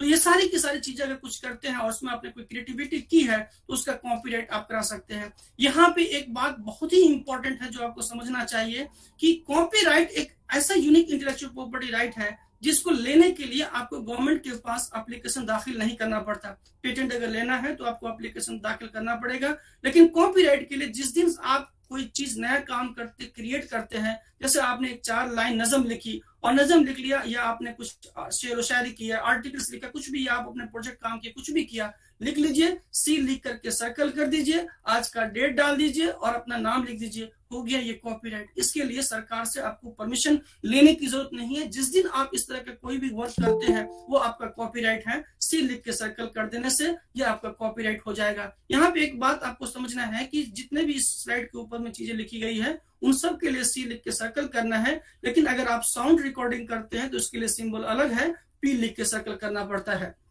तो ये एक बड़ा यूनिक चीज है जो आपको मैं बताना चाह रहा था। नाउ अब देखिए, सवाल यह है कि सपोज आप किताब लिखना चाहते हैं या कोई आर्टिकल्स लिखना चाहते हैं, आपके जहन में है कि हम कुछ किसी मौजू पे आर्टिकल्स लिखेंगे, सपोज कीजिए, तो उसके लिए क्या करते हैं कि आप 10 किताबें पढ़ते हैं। तो यहाँ पे आइडिया का नया होना जरूरी नहीं है। जैसे होता है ना कि आइडिया, अगर आइडिया कैसा होना चाहिए, नया होना चाहिए, पुराना होना चाहिए। 10 किताब पढ़ेंगे, 10 आप किताबों का मुताला करेंगे, उसके बाद आपको आइडिया आएगा, और जब आइडिया आएगा तो आप, आइडिया पुराना ही है क्योंकि आपने किताब पढ़ी, वहां से आपको आइडिया है, लेकिन उसके बाद उस आइडिया को आपके माइंड में जो बातें हैं उनको एक्सप्रेस करने का, उनके लिए लफ्ज अलग है, उनको आपको अंदाजे भी डिफरेंट होना चाहिए, लिखने का तरीका अलग होना चाहिए, उसमें आपने अपनी कोई क्रिएटिविटी की है। जैसे कोई बच्चे किसी भी रिएक्शन को, किसी भी मशीन को या किसी भी चीज को ऑपरेट करने के 10 तरीके से उसको समझाया जा सकता है, 10 तरीके से बच्चों को एक्सप्लेन किया सकता है, 10 तरीके से एग्जाम्पल दे करके बताया सकता है। तो अगर ये आपका नया है, यूनिक है समझाने का तरीका, और उसको आप लिख रहे हैं इन चीजों को अपनी किताब में, तो ये चीज क्या है, आपका अपना है, आपके अल्फाज आपके अपने हैं और उसको आप अपने तरीके से उसको अरेंज कर रहे हैं, तो ये चीजें जो है कॉपीराइट करा सकते हैं, ये आपकी अपनी क्रिएटिविटी है। तो ये चीज हमेशा ध्यान रखना चाहिए। लेकिन अगर मान लीजिए कि किसी की किताब से 4 लाइन लिखा, दूसरी किताब से 4 लाइन लिख लिया, और उस किताब से 4-5 किताबें पढ़ी और सब में से कट करके 5-5 लाइन, 10-10 लाइन लिख करके अपना नोट्स बना लिया, ये चीज आपका कॉपीराइट नहीं हो सकता, क्योंकि आपने उसमें कोई क्रिएटिविटी नहीं की, किसी किताब से आपने कॉपी की है। एक बात यहाँ पे एक और मसला है कि प्रोफेसर या स्टूडेंट्स, अगर आप चाहें, प्रोफेसर कोई है, वो किताब 10 किताबें पढ़ेंगे तो ऐसा इक्वेशन क्लास में लिख दे, कोई दिक्कत नहीं है, उसके लिए उस किताब के ऑथर से परमिशन लेने की जरूरत नहीं है, ये कॉपीराइट का वायलेशन नहीं है।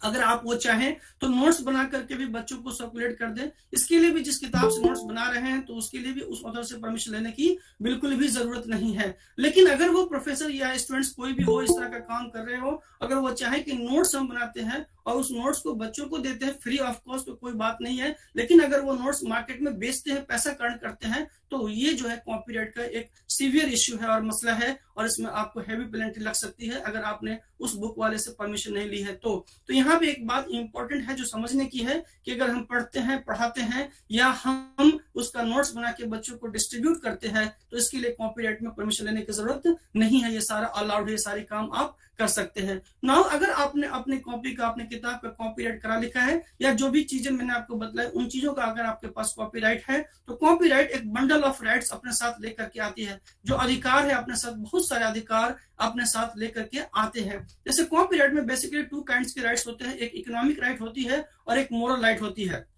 यहाँ पे इकोनॉमिक राइट समझिए और मोरल राइट समझिए। जो इकोनॉमिक राइट है, जैसा इकोनॉमिक्स आपको इसके लफ्ज से ही आप पकड़ सकते हैं कि इकोनॉमिक्स का मतलब क्या होता है। जैसे आपने कोई किताब लिखी, तो ये किताब लिखा तो किस पब्लिशर को देना है, किस लैंग्वेज में इसको पब्लिश करना है, कहाँ पब्लिश करना है और किन किन जगह पे इसको डिस्ट्रीब्यूट करना है, ये सारा आप कुछ डिसाइड कर सकते हैं। ये सारे कुछ इकोनॉमिक्स राइट के अंदर आता है।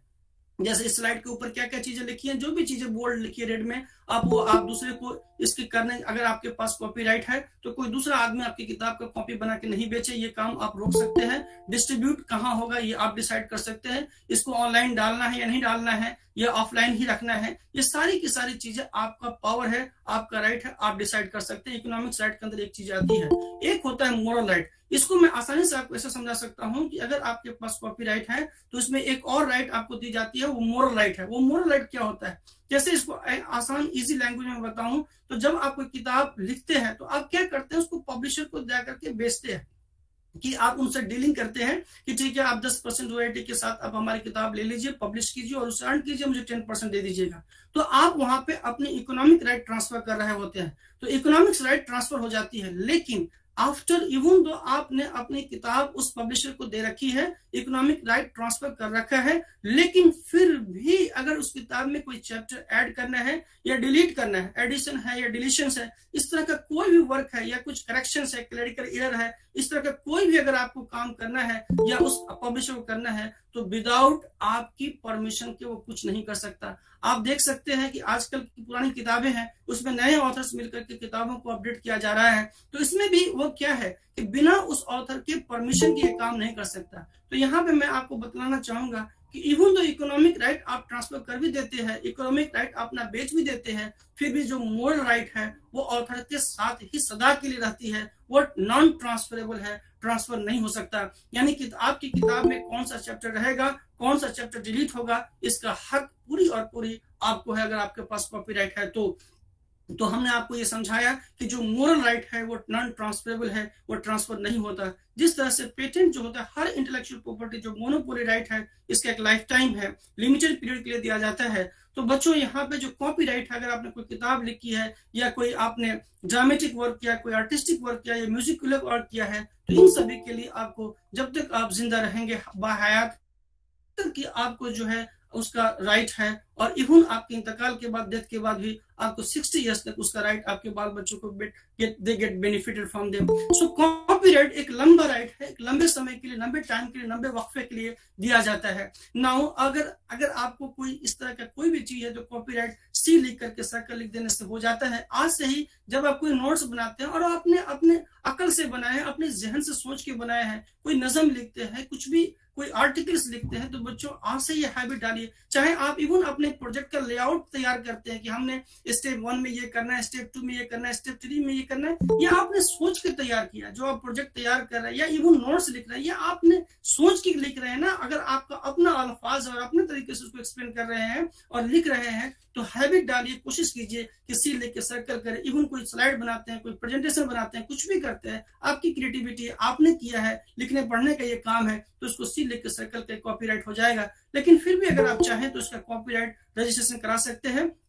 पूरे ऑल ओवर इंडिया एक ही ऑफिस है, वो दिल्ली के अंदर द्वारका सेक्टर 14 पेटेंट ऑफिस के अंदर ये ऑफिस है। आप चाहें तो ऑनलाइन या ऑफलाइन आकर के सिर्फ 500 रुपीज का खर्च है। डिफरेंट डिसिप्लिन में डिफरेंट खर्च है, लेकिन किताब लिखने पढ़ने के लिए 500 रुपीज का कॉपीराइट लगेगा आपको, इतनी ही सिर्फ कॉस्ट है 500 रुपीज। ऑनलाइन या ऑफलाइन आप फाइल कर सकते हैं, दिल्ली में इसकी ऑफिस है। ये इसका फॉर्मेट है जिसमें आपको एप्लीकेशन दाखिल करना पड़ता है। Now the third intellectual property is trademark. बच्चों ट्रेडमार्क एक ऑल्सो इंपॉर्टेंट इंटेलेक्चुअल प्रॉपर्टी है। बेसिकली इसका इस्तेमाल दो सामान को, दो गुड्स को डिफरेंशिएट करने के लिए किया जाता है। सपोज फॉर एग्जांपल आपको आजकल के बच्चे ब्रांडेड सामान बहुत ज्यादा पसंद करते हैं, वो कैसे डिफरेंशिएट करते हैं? जैसे सपोज कीजिए यहाँ पे जो लिखा है एडिडास, इसको मैं मिटा दूं, और यहाँ जो ये सिंबल इसको मैं मिटा दूं, और ये सिंबल को मैं यहाँ से मिटा दूं, कट कर दूं, और इन दोनों शूज को लेकर के मैं चौक चौराहे पे बैठ जाऊं और बोलूं कि 4000 में शूज परचेस कर लो। Nobody is going to buy this shoes in 4000 rupees, because इसकी पहचान, इसकी वजूद ही आपने मिटा दिया।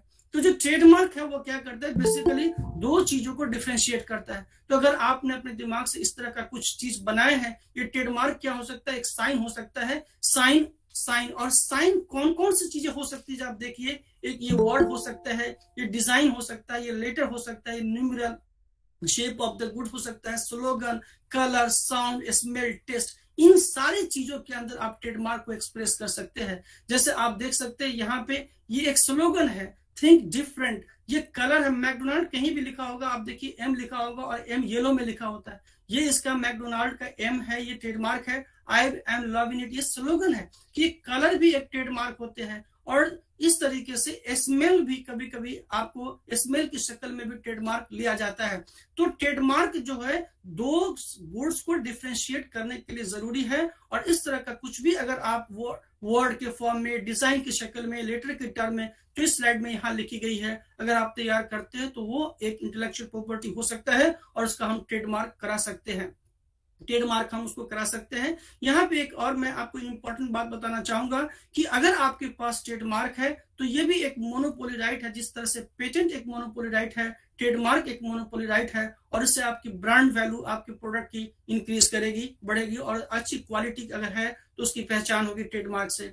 अगर किसी भी गुड्स के ऊपर, किसी लोगो के ऊपर या किसी भी स्लोगन के ऊपर आर लिख करके सर्कल लिखा है, इसका मतलब ये उस पर्सन का रजिस्टर्ड ट्रेडमार्क है, और बिना उसकी इजाजत के, जिस तरह से आपका जो यूनिवर्सिटी है, यूनिवर्सिटी की जो बिल्डिंग है, जो मकान है, ये यूनिवर्सिटी की एक टैंजिबल प्रॉपर्टी है, और उसी तरीके से एमयू का एक लोगो भी है, और वह लोगो आपकी ट्रेडमार्क है, और वह लोगो आपकी पहचान है, वह लोगो आपके हर चीजों पे होता है। तो जिस तरीके से आपका लैंड एमयू का, जिस तरह से एमयू की बिल्डिंग एक टैंजिबल प्रॉपर्टी है, उसी तरीके से एमयू का लोगो एक इंटैंजिबल प्रॉपर्टी है, एक इंटेलेक्चुअल प्रॉपर्टी है, जो किसी इंटेलेक्चुअल ने उसको डिजाइन, जो किसी इंटेलेक्चुअल ने उसको क्रिएट किया है। तो what I want to tell you कि जिस तरह से एमयू का लोगो हम यूज नहीं कर सकते बिना एनी परमिशन के, प्रायर परमिशन के, उसी तरीके से हमारे ऑफिस का भी लोगो है और आप इसको बिना परमिशन के इस्तेमाल नहीं कर सकते। कहने का मतलब ये हुआ कि अगर किसी का भी कोई इंटेलेक्चुअल प्रॉपर्टी है तो जिस तरीके से हकीकत जो संपत्ति होती है, जो वास्तविक जो संपत्ति होती है, उसको बिना परमिशन के आप टच या छू नहीं छूते नहीं है, उसी तरीके से जो इंटेलेक्चुअल प्रॉपर्टी है इसको भी बिना उसकी परमिशन के, बिना उसकी इजाजत के टच नहीं करना चाहिए। अगर आप करते हैं तो ये भी एक क्रिमिनल ऑफेंस के अंदर आता है और इसके लिए आपको हैवी पेनल्टी और फाइन लग सकते हैं। तो अगर आज से ये चीज देख लीजिए, किसी भी कहीं भी जाते हैं, प्रोडक्ट को देखिए, उस पर देखिए कि इस तरह का साइन है क्या। जैसे आप देखें जो कि यहाँ पे आर लिख करके सर्कल लिखा हुआ, इसका मतलब है कि गवर्नमेंट ऑफ इंडिया ने इनको रजिस्टर्ड ट्रेडमार्क किया, उनकी प्रॉपर्टी है। आप इस तरह का कोई भी मिलता जुलता आप लोगों तैयार नहीं कर सकते। आप देखिए यहाँ पे म्यांमार, इनके ऊपर भी देखिए इस तरह का आर लिख के सर्कल लिखा हुआ है। तो जो ट्रेडमार्क है इसको अभी एक मोनोपोली राइट है और लिमिटेड टाइम 10 इयर्स के लिए दिया जाता है। फर्दर आप चाहे तो 10 इयर्स उसको आप एक्सटेंड कर सकते हैं। नेक्स्ट इंपॉर्टेंट जो आपको इंटेलेक्चुअल प्रॉपर्टी है वो ज्योग्राफिकल इंडिकेशंस है। प्रॉपर्टी इंटेलेक्चुअल प्रॉपर्टी है, इसमें क्या होता है, किसी इलाके की, किसी खास ज्योग्राफी रीजन की, हिंदी में इसको कहते हैं भौगोलिक संकेत। तो किसी इलाके की कोई खास चीज, चाहे वो एग्रीकल्चर के फील्ड का हो, चाहे वो आपको हैंडीक्राफ्ट के फील्ड का हो, चाहे वो आपको नेचुरली यानी गॉड गिफ्टेड, खुदा की तरफ से कोई दी हुई चीज हो, इस तरह का कोई चीज अगर बहुत फेमस है, जिस क्वालिटी का आपके इलाके में वो सामान होता है, उस क्वालिटी का चीज पूरी इंडिया में या इंडिया के बाहर भी नहीं मिलती, तो ऐसे गुड्स और प्रोडक्ट के लिए गवर्नमेंट ऑफ इंडिया उस सामान को जीआई टैग देती है।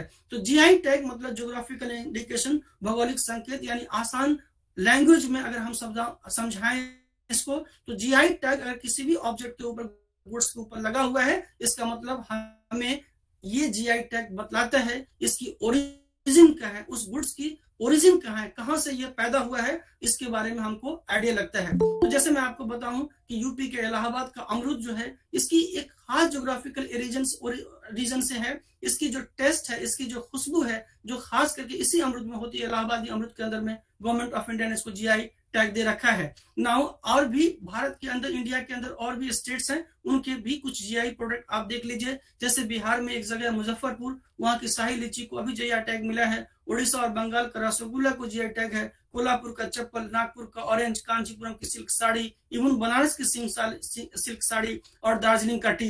दार्जिलिंग का T for general knowledge point of view से मैं आपको बतला दूं, इंडिया का फर्स्ट जीआई टैग इसको मिला था।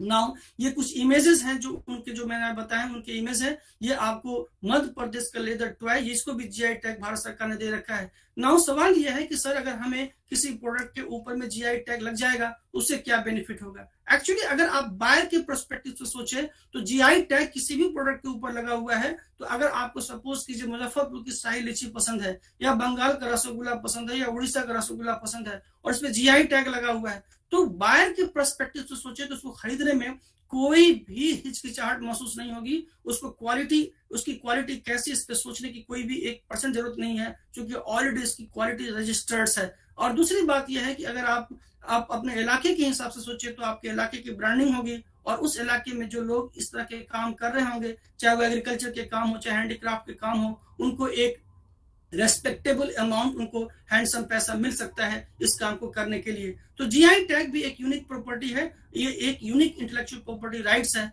Now the last intellectual property right I wanted to discuss, that is the industrial design. ये इंडस्ट्रियल डिजाइन क्या होता है इसके बारे में बहुत ज्यादा एक्सप्लेन करने की जरूरत नहीं है, क्योंकि डिजाइन से क्या होता है हम सबको पता है कि अपीयरेंस अच्छा होता है। दो सामान है, दो गुड्स है, दोनों की क्वालिटी अगर अच्छी है तो जाहिर है कि अगर आप उसका जिसका डिजाइन देखेंगे, जिसका डिजाइन अच्छा होगा वो आपको ज्यादा अट्रैक्ट करेगा, वो ज्यादा पसंद आएगा, और उसको आप इजिली बाय कर सकते हैं। तो डिजाइन जो होता है बेसिकली देखने में कैसा है, खूबसूरती है कि नहीं है, उसको डिफाइन करता है। ऑर्नामेंटल और एस्थेटिक एस्पेक्ट इससे आर्टिकल्स का डिसाइड होता है। ये कहाँ पे डिजाइनिंग कर सकते हैं, तो उसके शेप में, कॉन्फ़िगरेशन में, पैटर्न में, ऑर्नामेंटल कंपोजिशन में कर सकते हैं। ऑफ लाइन और कलर्स, किस तरह से उसको अप्लाई किया जा सकता है, जो डिजाइनिंग आप कर रहे हैं तो वो 2 डायमेंशंस ऑब्जेक्ट पे भी कर सकते हैं, 3 डायमेंशंस ऑब्जेक्ट के ऊपर भी कर सकते हैं। इंडस्ट्रियल प्रोसेस होना चाहिए, मैनुअली, मैकेनिकली और बाय केमिकली भी आप उसको अप्लाई कर सकते हैं।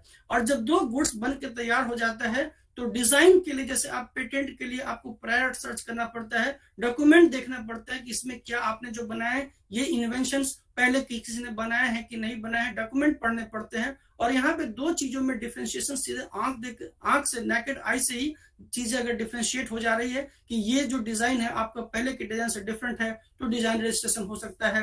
तो डिजाइन एक इंपॉर्टेंट इंटेलेक्चुअल प्रॉपर्टी है। अगर इस तरह का कोई भी डिजाइनिंग किसी आप आर्टिकल पे, गुड पे, इस तरह से जो मैंने बताया आप करते हैं, तो वो भी एक इंटेलेक्चुअल प्रॉपर्टी राइट्स है, और उसका भी आप रजिस्ट्रेशन करा सकते हैं। डिजाइन 10 ईयर्स के लिए दिया जाता है, और 5 ईयर्स फर्दर आप उसको एक्सटेंड कर सकते हैं। उसको 5 ईयर एक्सटेंड कर सकते हैं। डिफरेंट शेप्स, गुड्स के डिजाइन से आप इसको देख सकते हैं। नाउ सपोज कीजिए अगर आपको डिजाइन अगर आपके पास है और उसका रजिस्ट्रेशन कराना चाहते हैं, तो आप क्या कर सकते हैं, आपके लिए जो जुरिडिक्शंस है वो दिल्ली पेटेंट ऑफिस है, यहाँ पे डिजाइन की एप्लीकेशन फाइल करें, लेकिन पूरी एप्लीकेशन सेग्रीगेट होकर के कोलकाता पेटेंट ऑफिस चली जाती है, और वहां से फर्दर कम्युनिकेशन आपको होता है। कोई जाने की आपको जरूरत नहीं है, सारे ऑनलाइन सिस्टम है, और ऑनलाइन ही आपको सारे कुछ करने हैं। फाइलिंग वगैरह कर सकते हैं, ऑनलाइन कर सकते हैं। इवन ऑनलाइन फाइल करेंगे तो फाइलिंग फीस आपको कम है। सो अगर एक आम आदमी है तो उसको 10,000 रुपीज खर्च होगा, और ये कुछ फॉर्म्स वगैरह है जो फिलअप करने पड़ते हैं डिजाइन रजिस्ट्रेशन कराने के लिए। नाउ बच्चों, अभी तक मैंने आपको जो बातें की वो इंटेलेक्चुअल प्रॉपर्टी कैसे क्रिएट होता है, इनके काइंड्स क्या होते हैं, और इनके काइंड्स के ऊपर एक एक करके मैंने आपको बात करने की कोशिश की। कुछ पॉइंट्स हैं जो आपको रिमेंबर रखना है सारे इंटेलेक्चुअल प्रॉपर्टी के लिए। ये एक है कि फर्स्ट प्रोटेक्ट देन पब्लिश। इस बात को आप आसानी से समझ सकते हैं कि सपोज आपके पापा जमीन खरीदते हैं घर पे, तो कभी भी ये या मकान या फ्लैट खरीदते हैं तो कभी ये गांव में ढिंढोरा नहीं पीटते कि हम जा रहे हैं जमीन खरीदने, कभी ये नहीं कहते। सबसे पहले वो क्या करते हैं, रजिस्ट्री करा लेते हैं, फिर लोगों को खुद ब खुद मालूम हो जाता है। इसी तरीके से अगर आपके पास कोई इन्वेंशन है, कोई इंटेलेक्चुअल प्रॉपर्टी है, तो उसको पूरे अलीगढ़ मुस्लिम यूनिवर्सिटी में लाउड स्पीकर से चर्चा करने की बिल्कुल भी जरूरत नहीं है। आप उसका पेटेंट ले लीजिए, आप उसका डिजाइन करा लीजिए, सबको पता हो जाएगा फला आदमी के पास इतने पेटेंट है, मतलब उसके पास इंटेलेक्चुअल प्रॉपर्टी है। तो कहने का मतलब ये है कि सबसे पहले आप उसको प्रोटेक्ट कराएं, देन उसका पब्लिकेशन में जाएं। ये काम करना है। ये बात मैं आपको पहले ही बता दिया कि ये टेरिटोरियल राइट होते हैं। गवर्नमेंट ऑफ इंडिया आपको राइट देती है, लिमिटेड पीरियड के लिए मिलती है, बात मैंने आपको समझाया। पेटेंट 20 ईयर्स के लिए, copyright whole life of the authors plus 60 years after the death. अगर आपको किताब लिखते हैं तो अगर आप मान लीजिए उसके पास आपका ट्रेडमार्क है 10 ईयर्स प्लस 10 ईयर्स के लिए आप उसको एक्सटेंड कर सकते हैं। डिजाइन 10 ईयर्स प्लस 5 ईयर्स के लिए उसको एक्सटेंड कर सकते हैं। और जो जीआई है वो भी इनिशियली 10 ईयर्स के लिए दिया जाता है और उसको 10 ईयर्स के लिए इन नंबर ऑफ टाइम रिन्यू कर सकते हैं। नो ऑटोमेटिक रिलीफ बच्चों, जैसे अगर आपका जमीन है उसके ऊपर कोई आदमी इंक्रोचमेंट कर रहा है, कोई आकर के उसको हड़प रहा है, तो आपको डायरेक्ट पुलिस आकर के रिलीफ नहीं देती, पहले आपको एफआईआर लॉन्च करने पड़ते हैं और फिर पुलिस आती है, फिर आपको रिलीफ मिलता है। उसी तरीके से यहाँ भी ये इंटेलेक्चुअल प्रॉपर्टी है, कोई आदमी आपका राइट हैम्पर कर रहा है, कोई आपकी इंटेलेक्चुअल प्रॉपर्टी को इन्फ्रिंज कर रहा है, तो आपको कंप्लेन करने पड़ते हैं। नाउ रिन्यूअल फी, जिस तरह से आपके मकान है ये एक प्रॉपर्टी है, उसके लिए टैक्स देना पड़ता है, तो अगर आपके पास इस तरह की कोई भी इंटेलेक्चुअल प्रॉपर्टी है तो उसके लिए भी उसकी मेंटेनेंस फीस अगर आपको नहीं पे करते तो वो प्रॉपर्टी आपकी नहीं इनफेक्टिव होगी, वो आपको सीज हो जाएगी प्रॉपर्टी। तो पेटेंट है और उसका रिन्यूअल फी नहीं, पेटेंट के बाद रिन्यूअल फी अगर आप उसका पे नहीं करते हैं तो इनफेक्टिव पेटेंट हो जाएगा, उसको बोलते हैं टर्म में, टेक्निकल टर्म में सीज बोलते हैं, पेटेंट सीज हो गई। तो इसके लिए आपको कुछ ना कुछ रिन्यूअल फी देने पड़ रहे होंगे, जो एक मिनिमम अमाउंट ऑफ है उसको आपको पे करना पड़ता है। यहाँ पे एक बात आपको समझनी है कि कॉपीराइट अगर है, आपने कोई किताब लिखी है तो उसके लिए कोई मेंटेनेंस फीस नहीं है। इस तरह का कोई भी काम अगर आपको करना है तो खुद ही फाइल कर सकते हैं, किसी भी एजेंट या अटॉर्नी को हायर करने की जरूरत भी नहीं है।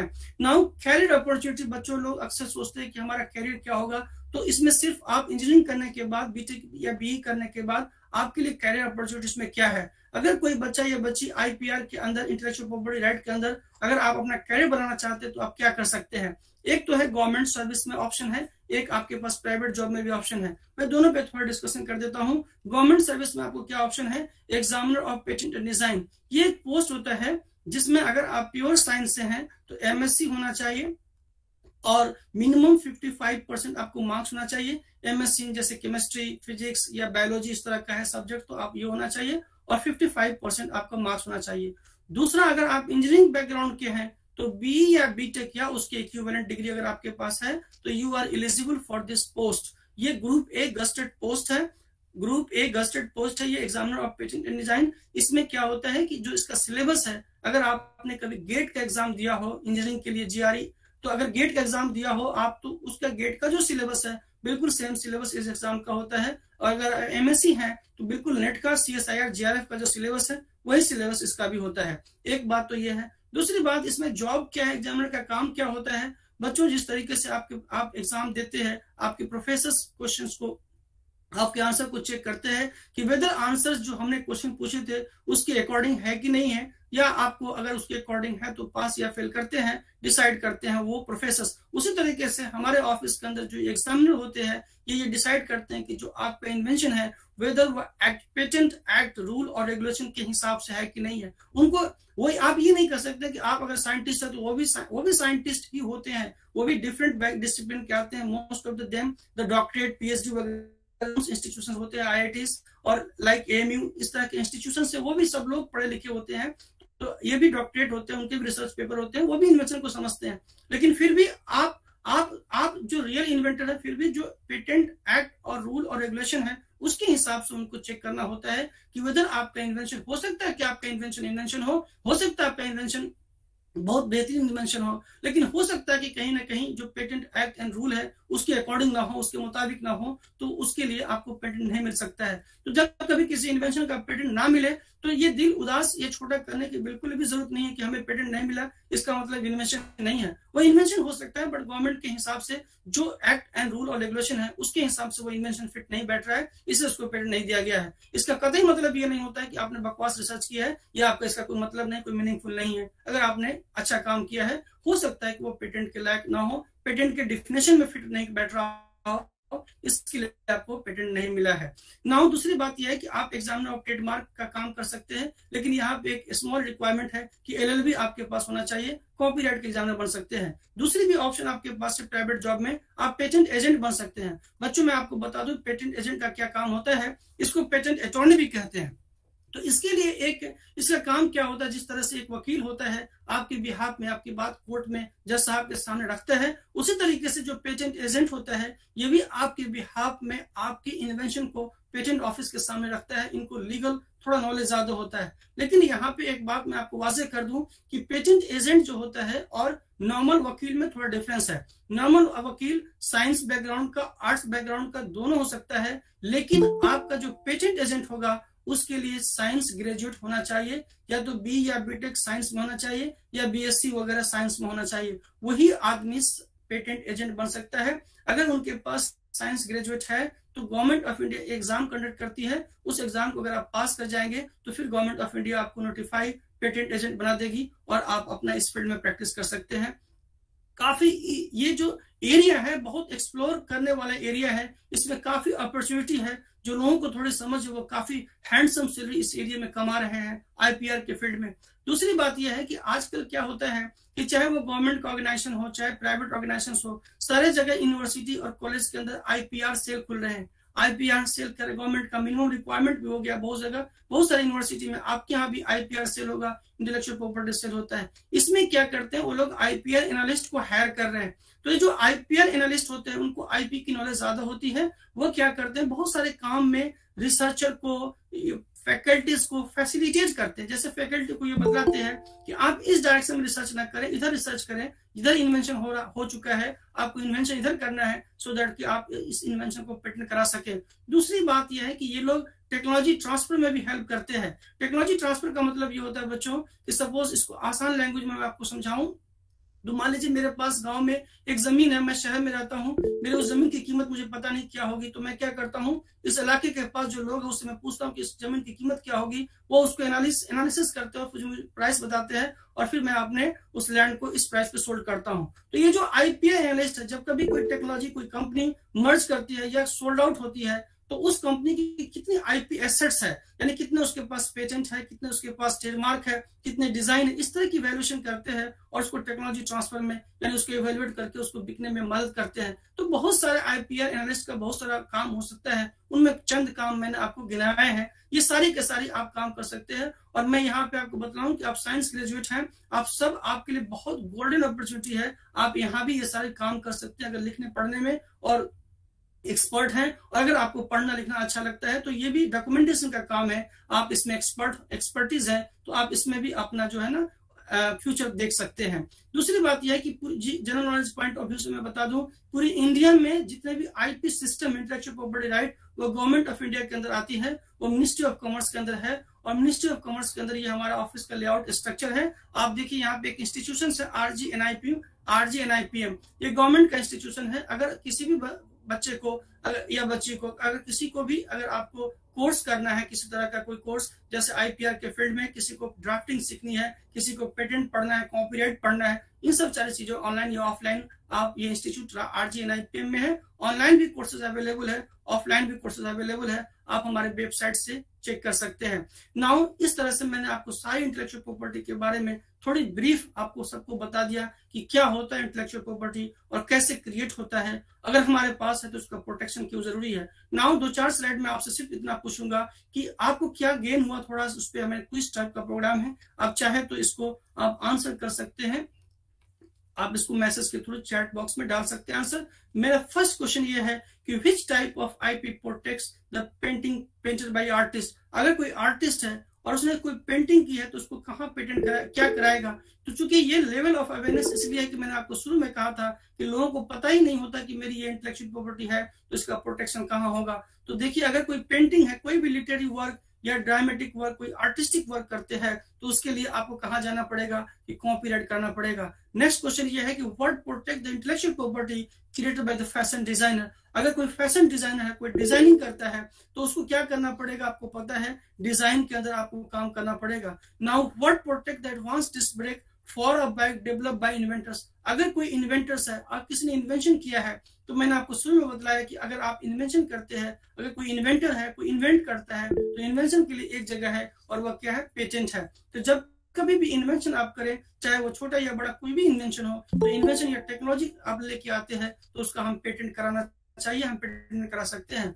Which of these is geographical indication. Geographical indication भौगोलिक संकेत के बारे में मैंने आपको ये बताया कि अगर आपके इलाके की कोई प्रॉपर्टी, कोई चीज, जैसे वो नेचुरल फील्ड में हो या एग्रीकल्चर के फील्ड में हो या हैंडीक्राफ्ट के फील्ड में हो, बहुत ही उम्दा क्वालिटी का है, तो ऐसे चीजों का हम लोग क्या कर सकते हैं, जो GI टैग ले सकते हैं। और ये इस स्लाइड के ऊपर जो आंसर है नागपुर का ऑरेंज होगा। Now what does a trademark protect. पहला ऑप्शन है एन इन्वेंशन। अगर आपके पास इन्वेंशन है तो आप उसका ट्रेडमार्क नहीं कराएंगे, उसका क्या कराएंगे, पेटेंट कराएंगे। अगर आपके पास कोई लिटरेरी वर्क है तो उसका आप क्या कराएंगे, लिटरेरी वर्क है तो उसका कॉपीराइट कराएंगे। अगर कोई लोगो, नेम एंड ब्रांड है तो उसका आपको जो है वो ट्रेडमार्क होगा।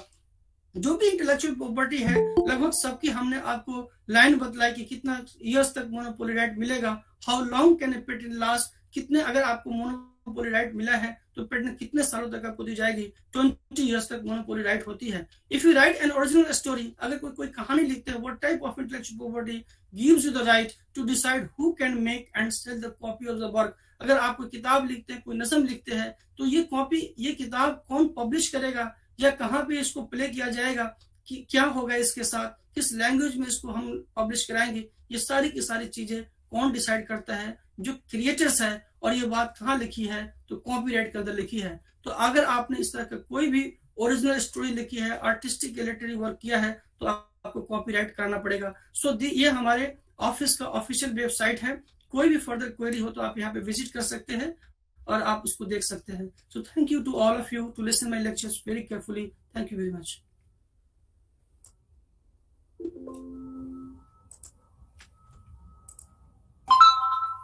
Thank you, sirs, for such an informative lecture. I hope the audience must have had a great learning from this session. I would like to call Sabahat Ahmed Khan for a vote of thanks.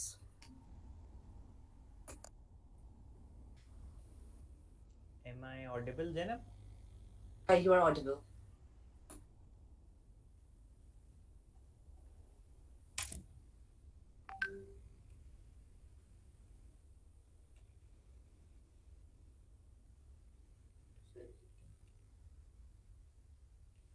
First of all, I would like to present the certificate of appreciation. And secondly, now, my name is Sabahat Ahmed Khan. I am a co-coordinator at IEEE AMU student branch, and on behalf of the IEEE AMU student branch and the Department of Electrical Engineering, I would like to propose a vote of thanks to everyone who helped us in making this webinar a resounding success. First and foremost, I would want to extend a grateful vote of thanks to our guest speaker, Mr. Mohammad Atiqullah sir, for gracing today's webinar. Thank you, sir, for your very interesting lecture on intellectual property. I would like to thank Professor Salman Hamid sir and Dr. Muhammad Tariq sir. I would also like to thank the co-coordinators and the coordinators of all the teams for their dedication and teamwork to make this webinar a success. Finally, the students who have turned up in such great numbers, thank you so much for your cordial cooperation. Thank you. Thank you.